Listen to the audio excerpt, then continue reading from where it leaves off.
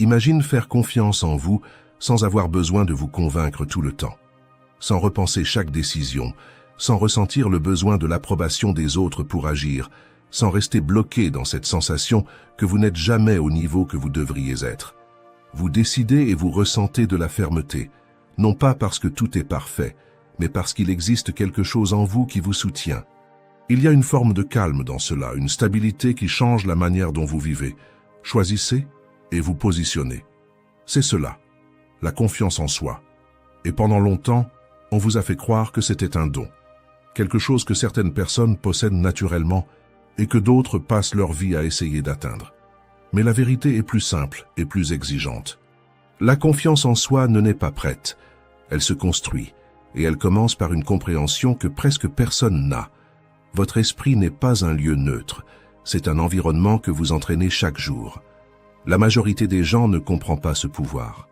Ils passent la journée à nourrir des doutes, à renforcer des insécurités sans s'en rendre compte, à se placer en position inférieure et peu à peu, ils créent en eux un schéma qui affaiblit chaque décision. Non pas parce qu'ils manquent de capacité, mais parce qu'ils n'ont jamais appris à organiser leur propre esprit. Et c'est pour cela que, même en sachant quoi faire, ils restent bloqués. Les stoïciens ont compris cela bien avant toute théorie moderne. Marc Aurèle ne cherchait pas la confiance comme un sentiment, il entraînait son esprit à ne pas se perdre. Il savait que l'insécurité ne vient pas d'un manque de réponse, elle vient d'un manque de clarté intérieure. Et c'est pour cela que, même en faisant face à des pertes et à des trahisons, il parvenait à rester ferme. Parce qu'il ne dépendait pas de ce qu'il ressentait, il dépendait de ce qui était entraîné en lui. Et c'est exactement ce que vous allez construire ici. Non pas une motivation passagère, mais un système intérieur. Une manière de penser qui soutient vos décisions, organise vos émotions et renforce votre présence. Ce sont des principes stoïciens qui changent la façon dont vous vous voyez et à partir de là, changent tout ce que vous faites. Parce que lorsque votre esprit change, votre confiance cesse d'être instable et commence à être construite. Alors faites attention. Cette vidéo vous a trouvé pour une raison, parce que, à partir de maintenant, vous entrez dans un nouveau niveau de confiance en vous. Leçon 1. Le caractère est ce qui soutient votre présence.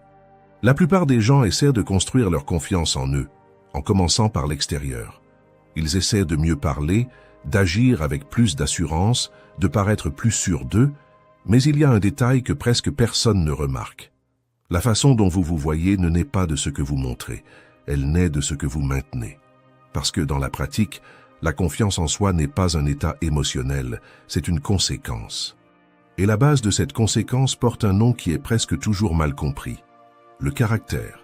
Pas comme quelque chose de moral, de lourd ou d'idéalisé, mais comme quelque chose de beaucoup plus direct.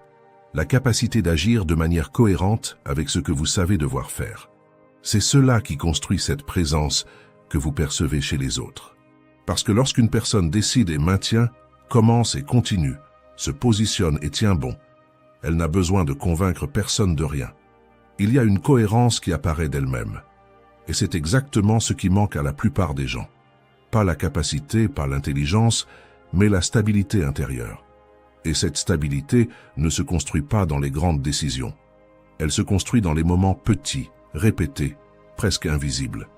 Dans ce choix de commencer même sans envie, dans la décision de ne pas revenir en arrière si vite, dans la capacité de maintenir quelque chose de simple jusqu'au bout. Parce que, au fond, votre esprit n'observe pas ce que vous dites, il enregistre des schémas. Et les schémas construisent l'identité. Épictète enseignait que personne n'est libre s'il n'est pas maître de lui-même. Et cela ne parle pas de contrôle parfait. Cela parle de ne pas vivre en contradiction en permanence. Parce que lorsque vous pensez une chose et en faites une autre, décidez et ne maintenez pas, commencez et reculez, vous affaiblissez exactement ce qui devrait vous donner de la force. C'est comme essayer de construire quelque chose de solide sur un sol qui change tout le temps. Vous essayez même d'avancer, mais vous ne vous sentez pas en sécurité pour poser le pied. Et cela n'apparaît pas seulement à l'intérieur. Cela apparaît dans la façon dont vous parlez, dans la façon dont vous décidez, dans la façon dont vous vous positionnez. C'est pour cela que certaines personnes paraissent sûres d'elles sans effort, et que d'autres semblent toujours en train de s'expliquer. La différence ne se trouve pas dans le talent, elle se trouve dans leur capacité à se maintenir. Marc Aurèle écrivait pour lui-même comme une manière de ne pas perdre cette base. Il ne cherchait pas la confiance comme un sentiment, il cherchait une direction comme une pratique, parce qu'il comprenait quelque chose de simple. Quand vous vous maintenez, vous commencez à faire confiance. Et cela ne se produit pas d'un seul coup. Cela ne vient pas d'un moment de courage, cela ne vient pas d'une décision isolée. Cela vient de la répétition de petites cohérences, du fait d'agir d'une certaine manière et de maintenir cette manière plus souvent. Et peu à peu, quelque chose change. Vous commencez à faire confiance à votre propre jugement. Vous commencez à vous respecter davantage. Vous commencez à vous mouvoir avec moins d'hésitation. Non pas parce que tout est sous contrôle, mais parce que vous avez arrêté de changer tout le temps. Et cela change tout. Vous n'avez plus besoin de vous convaincre en permanence. Vous n'avez plus besoin de dépendre de la validation. Vous n'avez plus besoin d'attendre de vous sentir prêt. Vous maintenez simplement et avec le temps, cela construit quelque chose qui ne fluctue pas autant. Une confiance qui ne vient pas du moment, mais du schéma que vous avez créé. Parce qu'au final, la confiance en soi ne concerne pas l'intensité. Elle concerne une stabilité suffisante pour que vous sachiez qui vous êtes quand vous devez agir.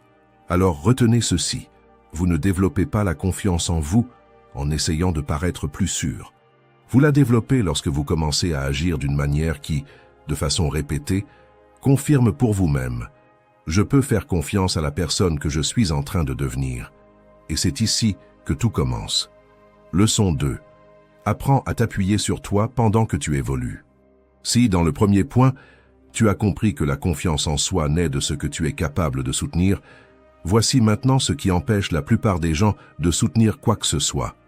La manière dont ils se traitent intérieurement.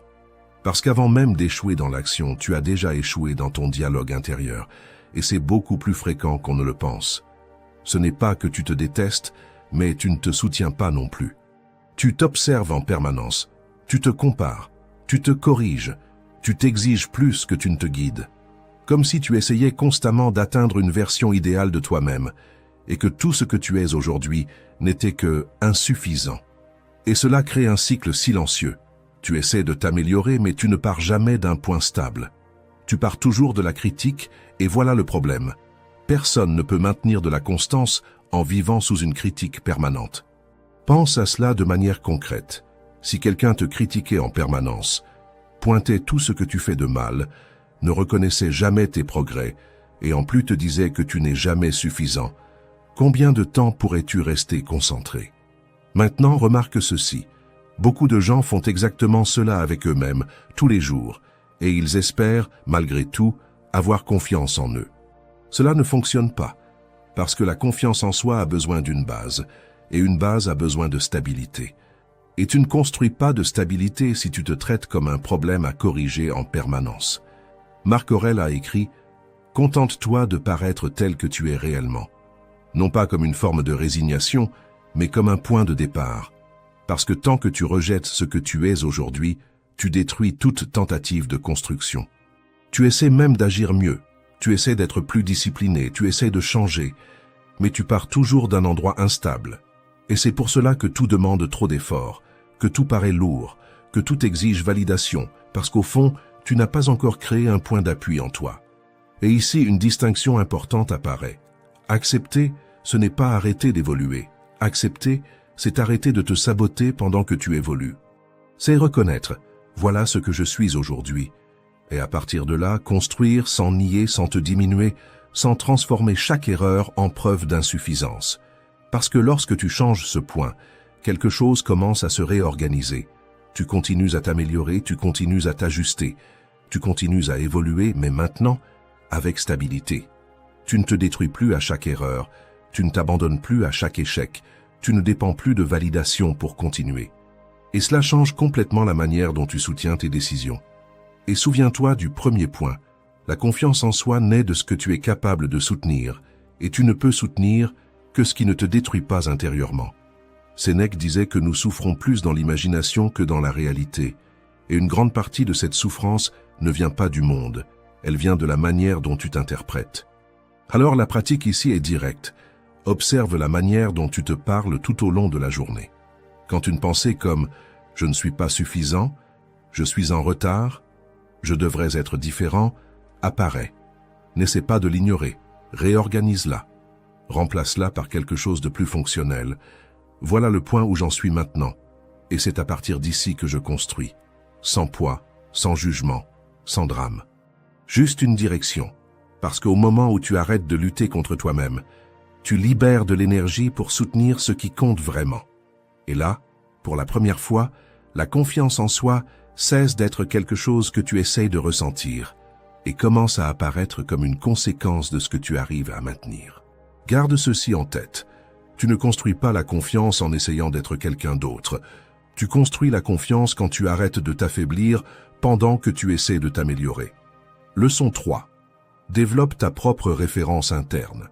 Si tu fais attention, il existe un schéma silencieux qui bloque beaucoup de personnes, même quand elles ont de la capacité, de la clarté, et qu'elles savent même ce qu'elles doivent faire, le besoin d'être reconnues avant d'agir.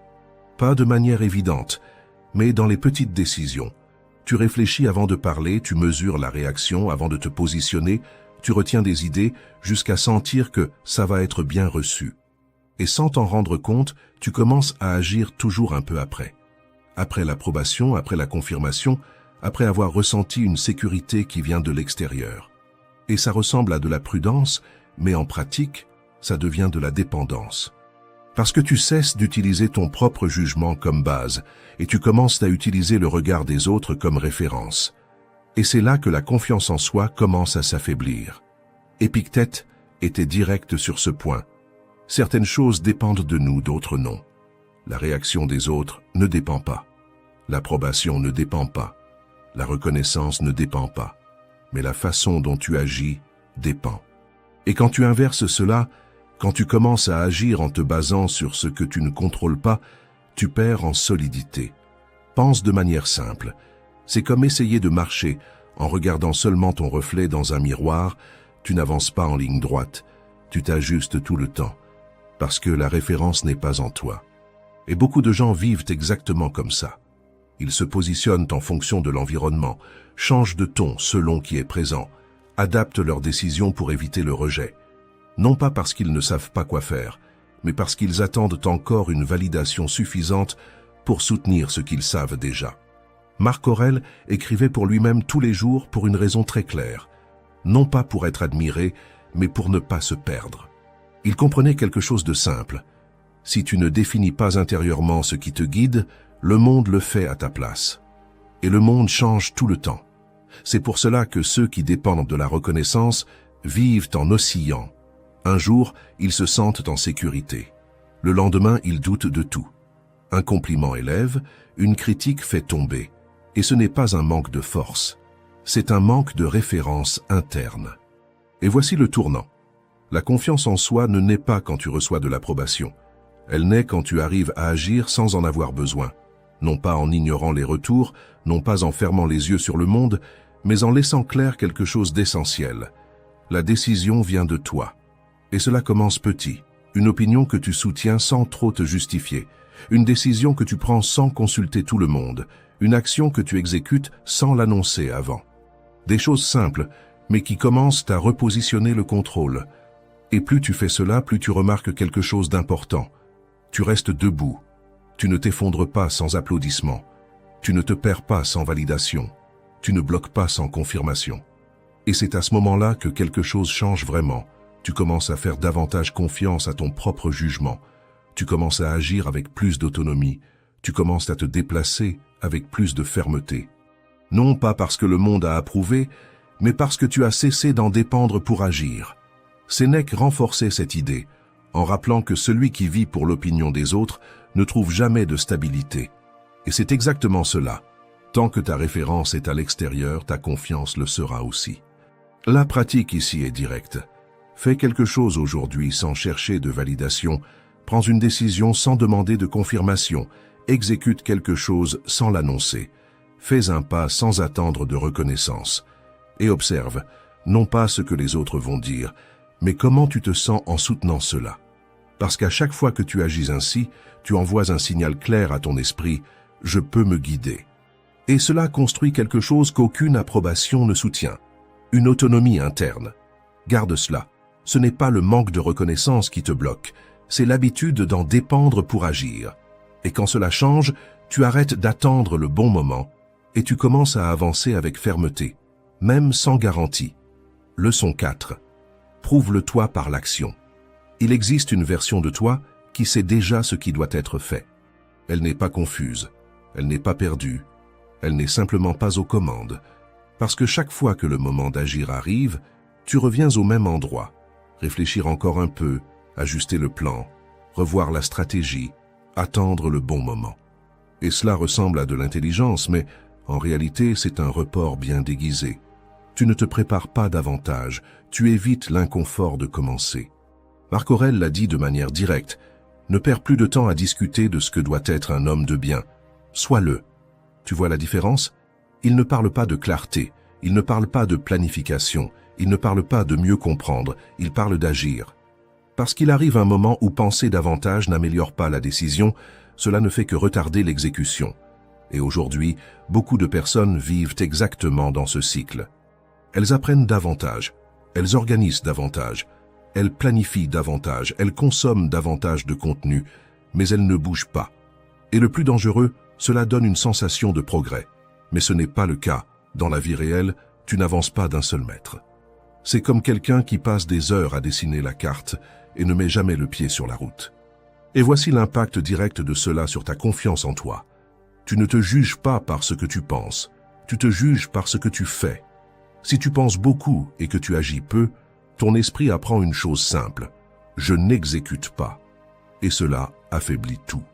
À l'inverse, lorsque tu commences à agir, même sans être prêt, quelque chose change. Non pas parce que l'action a été parfaite, mais parce qu'elle a eu lieu. Et c'est cela qui construit la confiance. Les stoïciens traitaient cela comme une discipline pratique. Épictète enseignait qu'il ne suffit pas de comprendre ce qui est juste, il faut vivre en accord avec cela, de manière répétée. Parce que c'est dans la répétition de l'action que le caractère se renforce. Et tu te souviens du premier point? C'est cela qui soutient la confiance en soi. Maintenant, il y a un détail encore plus subtil et dangereux. Quand tu parles de tes plans, quand tu expliques ce que tu vas faire, quand tu partages avant d'exécuter, ton cerveau te récompense comme si tu l'avais déjà fait. Tu ressens du soulagement, tu ressens de la validation, tu ressens même du progrès. Mais tu n'as rien fait et cela crée une illusion. Tu commences à confondre intention et action. Et quand cela arrive, la motivation disparaît avant même le premier pas. C'est pour cela que les stoïciens étaient connus pour quelque chose de très simple. Agir sans annonce, sans attente, sans dépendre de la motivation.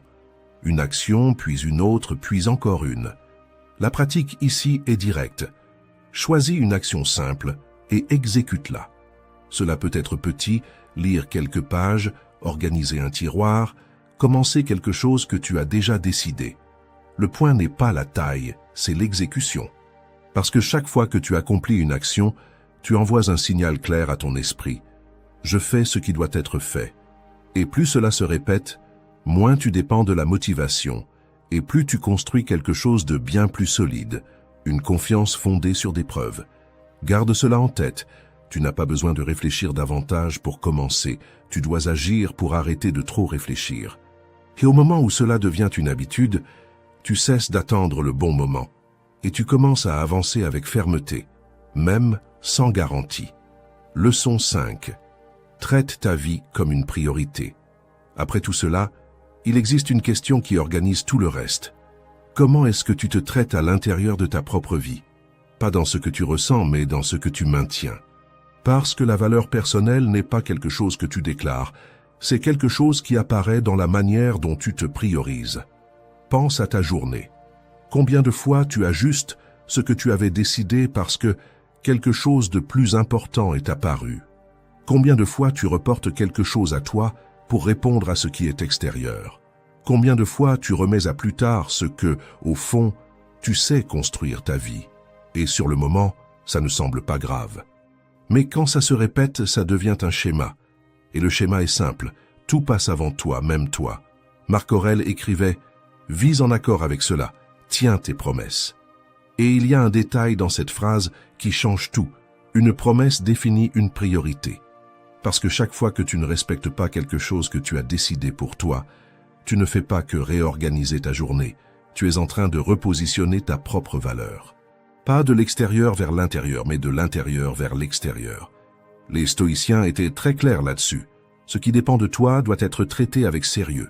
Ton temps dépend, tes choix dépendent, ta direction dépend. Et quand tout cela est constamment remis à plus tard, ton propre esprit apprend une chose. Ce n'est pas une priorité. Et peu à peu, sans t'en rendre compte, tu commences à te traiter comme quelqu'un de remplaçable dans ta propre routine. On peut toujours s'adapter, on peut toujours céder, on peut toujours revenir en arrière. Et ça ne reste pas dans la journée, ça reste en toi. Parce que c'est la répétition. Et la répétition construit l'identité. Maintenant, ramène cela à une situation simple. Si quelqu'un te promet quelque chose tous les jours et que tous les jours il se passe quelque chose de plus important, combien de temps tu prends cette personne au sérieux? Alors pourquoi serait-ce différent avec toi? Ici entre un point stoïcien essentiel. La valeur n'est pas quelque chose que tu exiges, c'est quelque chose que tu pratiques.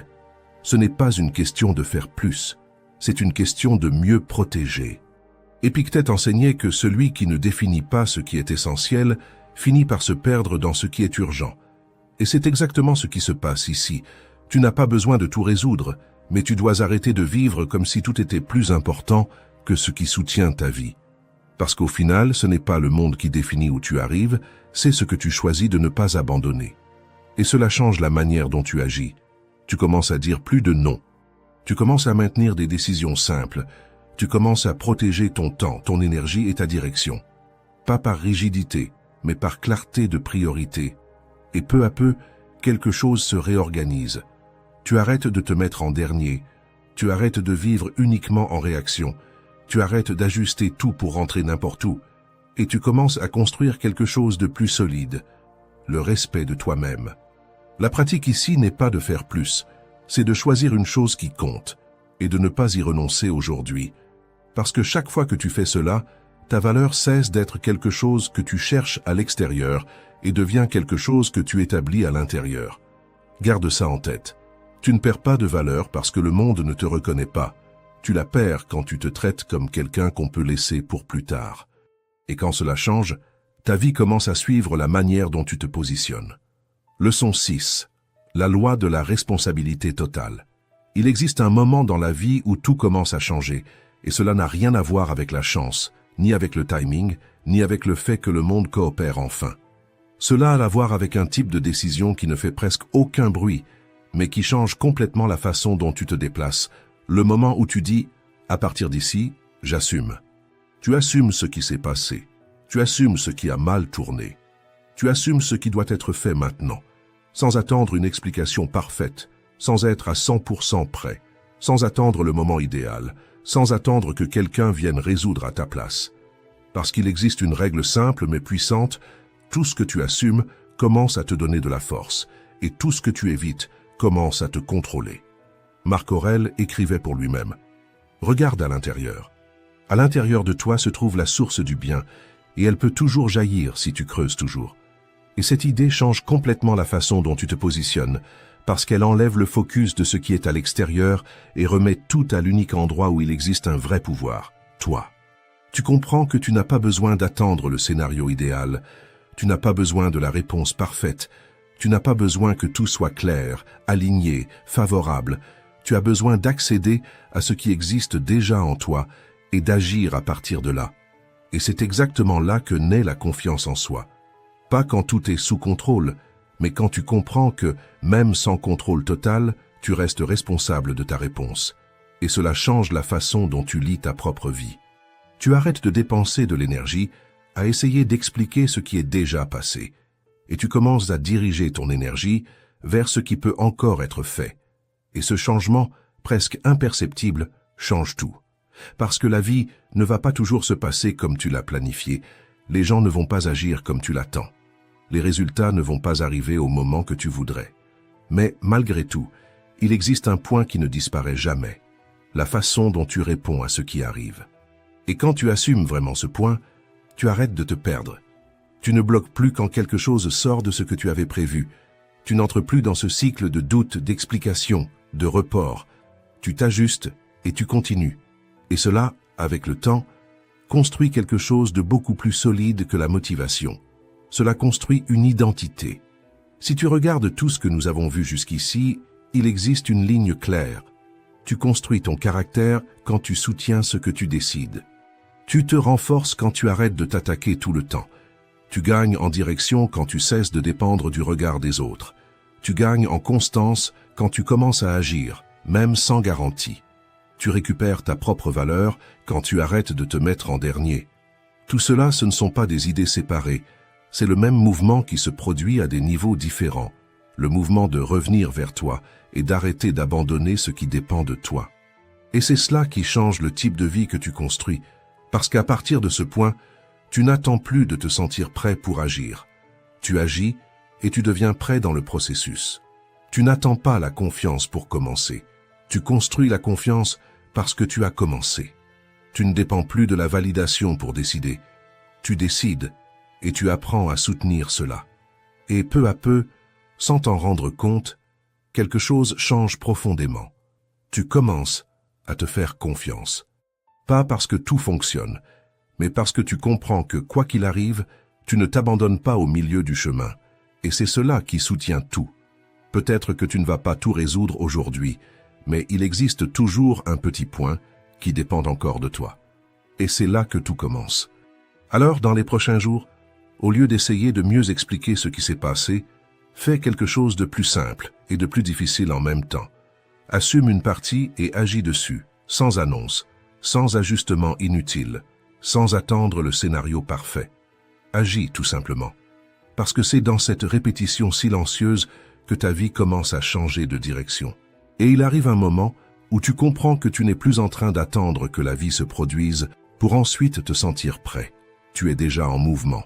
Et quand cela arrive, la confiance en soi cesse d'être quelque chose que tu cherches et devient quelque chose qui t'accompagne. Laisse un like, abonne-toi, commente et partage.